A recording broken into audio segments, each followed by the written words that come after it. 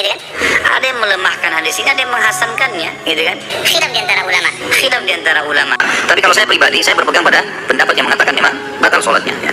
Tapi kalau saya pribadi, saya berpegang pada pendapat yang mengatakan memang batal sholatnya. Semua yang disukai oleh Wahabi itu dianggap boleh, tetapi yang tidak disukai oleh Wahabi ini dianggap tidak boleh. Artinya kalau hadis itu dianggap dhaif kalau tidak disukai. Tetapi kalau disukai, sekalipun ada ulama yang mendhaifkan, banyak ulama yang mendhaifkan, bahkan gurunya sendiri yang mendhaifkan, tapi cocok terhadap pikirannya, cocok terhadap keyakinannya, cocok terhadap hawa nafsunya, diambil. Bismillahirrahmanirrahim. Assalamualaikum warahmatullahi wabarakatuh. Alhamdulillahirabbil alamin, wassalatu wassalamu ala sayyidina Muhammadin asrafil mursalin wa ala alihi wa sahbihi ajmain, amma ba'du. Sahabat-sahabat Aswajah dan seluruh subscriber A Afandi Channel dimanapun berada yang saya hormati, saya doakan semoga Allah memberikan rahmatnya, taufiknya, hidayahnya, memberikan kelancaran rezeki dan kesehatan kepada kita semua. Amin, Allahumma amin.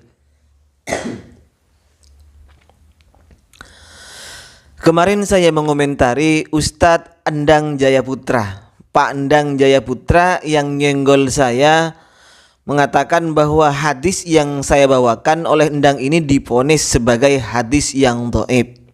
Saya jelaskan di situ bahwa beberapa ulama mensahihkan hadis ini dan beberapa ulama mendhaifkan hadis ini. Artinya hadis ini tidak disepakati tentang kesahihan, juga tidak disepakati tentang kedhaifan hadis tersebut. Tetapi kalau tidak cocok dengan akal dan pikirannya orang-orang Wahabi, tidak cocok dengan keyakinannya orang Wahabi, tidak cocok dengan selera orang Wahabi, maka walaupun ada ulama yang mensahihkan hadis itu tetap ditolak. Kenapa ditolak? Ya karena tidak sesuai dengan selera Wahabi. Kenapa ditolak? Ya karena tidak sesuai dengan hawa nafsu Wahabi. Makanya ditolak. Coba kalau hadis itu sesuai dengan hawa nafsunya, sesuai dengan seleranya, sesuai dengan keyakinannya, maka sekalipun status hadisnya seperti ini diperselisihkan oleh ulama, ada yang mensahihkan, ada yang mendhaifkan, tetapi sesuai dengan seleranya, maka tetap akan dikatakan ini sahih dan bisa diambil. Ini bukan fitnah, ini kenyataan. Sebagaimana kita dengar videonya di awal, Ustadz Khalid Basalamah, beliau Pak Dr. Khalid Basalamah ini menjelaskan bahwa orang yang isbal, orang yang sarungnya atau celananya sampai menjulur menutupi mata kakinya, namanya isbal, maka sholatnya ini tidak sah, sholatnya batal. Karena ada hadis dari Rasulullah, seorang laki-laki yang diisbal itu oleh Rasulullah disuruh uduk lagi. Sampai tanya, kenapa kami disuruh uduk lagi ya Rasulullah? Maka jawaban Rasulullah, Allah tidak menerima sholatnya orang yang musbil itu, orang yang memanjangkan celananya, memanjangkan sarungnya melebihi mata kaki. Nah, hadis ini oleh sebagian ulama dianggap sahih, termasuk yang mensahihkan adalah Imam Nawawi rahimahullah, dianggap sahih ala syarti Muslim. Tetapi banyak juga ulama yang mendhaifkan, termasuk ulama Saudi, ulama Wahabi juga ada yang mendhaifkan. Siapa? Ibnu Baz dan Syekh Utsaimin. Dua ulama ini, yang mana dua ulama ini adalah junjungan orang-orang Wahabi di Indonesia, ini mendhaifkan hadis tersebut. Bahkan dengan tegas Syekh Utsaimin itu mengatakan bahwa yang benar itu tidak sahih dari Rasulullah. Karena kata Syekh Utsaimin, tidak mungkin kaidah itu telah mengatakan barang pakaian yang kita pakai ketika sholat itu dari barang haram, kita pakai sholatnya tetap sah, cuman dosa. Sama dengan isbal itu, orang yang memanjangkan pakaiannya, celananya atau sarungnya sampai menutup mata kakinya itu haram. Kata Syekh Utsaimin, sholatnya sah. Ini kan hadis diperselisihkan juga oleh ulama tentang kesohihannya dan tentang kedhaifannya, tidak sepakat ulama. Tapi itu Ustadz Khalid Basalamah, Ustadz Wahabi, Pak Doktor ini mengambil hadis ini untuk melegalkan pendapatnya bahwa sholatnya orang yang musbil, sholatnya orang yang isbal, yang memanjangkan kainnya, memanjangkan celana, memanjangkan sarungnya sampai menutup mata kakinya. Ini kata Khalid Basalamah, sholatnya tidak sah, sholatnya batal berdasarkan hadis tersebut. Karena Khalid Basalamah lebih condong terhadap hadis, terhadap ulama yang mensahihkan hadis itu. Nah, ini kan timpang sebelah namanya ya. Timpang sebelah. Kalau endang langsung vonis dhaif, hadis tawassulnya Rasulullah sallallahu alaihi wasallam dhaif. Kayak ahli hadis saja sindang ini. Inilah orang-orang Wahabi. Jadi kalau sesuai dengan seleranya, selera makannya langsung sahih. Kalau tidak sesuai, dhaif. Sekalipun memang dia tahu bahwa hadis ini diperselisihkan. Ya. Jadi mungkin ya, apa-apa kalau sudah cocok untuk Wahabi, maka semuanya menjadi boleh. Tetapi apa-apa yang tidak cocok untuk Wahabi, semuanya menjadi salah. Begitu ya. Buktinya ini fakta, ini bukti loh. Baik teman-teman, tadi saya menjelaskan bahwa dua ulama Wahabi yakni Syekh Utsaimin dan Ibnu Baz ini mendhaifkan hadis yang dibawa oleh Dr. Khalid Basalamah itu. Baik, mari kita buka fatwa beliau ini. Ini adalah fatwanya Imam Ibnu Baz. Amma hadisu annahu amarahu ayyatawadda'a fahuwa hadisun fi sanadihi dha'fun. Adapun hadis bahwasanya Rasulullah sallallahu alaihi wasallam memerintahkan seorang laki-laki untuk berwudu kembali, maka hadis ini adalah hadis yang terdapat dhaif di sanadnya. Wa in shahhahul muallif, sekalipun disahihkan oleh muallif yakni Imam Nawawi, lakin fi sanadihi dha'fun, tetapi di dalam sanadnya ini ada dhaif.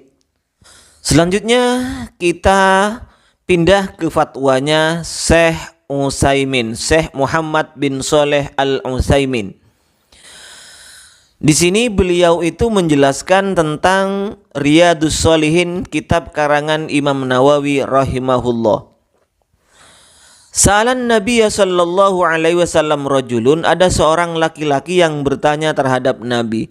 Qala ya Rasulullah innaka amartahu ayyatawadda. Wahai Rasulullah, kamu jenengan memerintah laki-laki tersebut untuk berwudu kembali. Qala, maka Rasul menjawab, innallaha la yakbalu salata musbil. Allah tidak menerima salatnya orang yang isbal, orang yang menjulurkan kainnya, memanjangkan kainnya menutup mata kakinya. Wa hadza nassun sharihun, ini nasnya memang sharih. Fi annallaha la yakbalu salatal musbil, bahwasanya Allah tidak akan menerima salatnya orang yang musbil. Yakni fatakunu fasidatan, maka salatnya orang tersebut rusak. Wa yalzamu bi i'adatiha, maka wajib untuk mengulang salat tersebut karena sudah rusak. Wal muallif yaqul, Imam Nawawi muallif kitab Riyadhus Shalihin berkata, rawahu Abu Dawud, diriwayatkan oleh Imam Abu Dawud hadis ini bisnadin sahihin, dengan isnad, dengan sanad yang sahih ala syarti muslimin. Walakin hadza fihi nadhrun, tetapi kenyataannya ini perlu dipikir-pikir lagi. Kalau Imam Nawawi mengatakan hadis ini sahih, kata Syekh Utsaimin, ini perlu dipikir lagi. Kenapa? Fa innal hadisa dhaifun, karena ternyata hadis ini adalah hadis dhaif. La yasihu anin Nabi sallallahu alaihi wasallam, bahkan dari dhaifnya hadis ini tidak sah dari Rasul. Wasahih min aqwalil ulama, sedangkan yang benar dari perkataan-perkataan ulama adalah anna salatal musbil sahihah, bahwa salatnya orang musbil itu tetap sah. Walakinnahu athim, tetapi ia hanya berdosa. Wa mislu dzalika aidan man labisa sauban muharraman alaihi, Sama dengan orang yang memakai pakaian musbil adalah orang yang memakai pakaian yang diharamkan ketika sholat. Kasaubin sarokahul insan, sebagaimana baju yang dicuri oleh seseorang, fasolla bihi, kemudian orang tersebut sholat dengan menggunakan baju hasil curian itu. Bagaimana? Ia tetap sah sholatnya. Au saubin fihi tasawir, atau pakaian yang ada gambarnya, fihi solibun masalan, di dalam pakaian itu ada gambar salib misalnya. Bagaimana hukumnya? Ya sholatnya tetap sah tapi dosa. Au fihi suwaru hayawan, atau di dalamnya terdapat gambar-gambar hewan, fakullu hadza yahrumu luksu, semua itu kan dipakai haram kan? Baik fis sholati, di dalam sholat, wa kharijis sholat, dan di luar sholat. Fa idza shalla, tetapi jika dia sholat, fas sholatu sahihah, maka sholatnya tetap sah, lakinnahu athimun bilubsih, tapi orang itu tetap dosa dengan memakainya. Hadza huwal qaulur rajih, inilah qaul, inilah pendapat yang unggul, tetap sah, bukan tidak sah sebagaimana pendapatnya Khalid Basalamah. Nah, dari itulah bisa kita tarik kesimpulan bahwa semua yang disukai oleh Wahabi itu dianggap boleh, tetapi yang tidak disukai oleh Wahabi ini dianggap tidak boleh. Artinya kalau hadis itu dianggap dhaif kalau tidak disukai, tetapi kalau disukai, sekalipun ada ulama yang mendhaifkan, banyak ulama yang mendhaifkan, bahkan gurunya sendiri yang mendhaifkan, tapi cocok terhadap pikirannya, cocok terhadap keyakinannya, cocok terhadap hawa nafsunya, diambil. Ini ya untuk teman-teman asbaja, jadi kita tahu ya, begitulah karakter sifat dari mereka. Karakternya ya seperti itu, ambil cocok-cocokannya. Baik, demikian apa yang bisa saya sampaikan. Mudah-mudahan ini bermanfaat, menambah wawasan kita terhadap teman-teman aswaja. Mohon maaf sebelumnya. Wa khairan minni. Wassalamualaikum warahmatullahi wabarakatuh.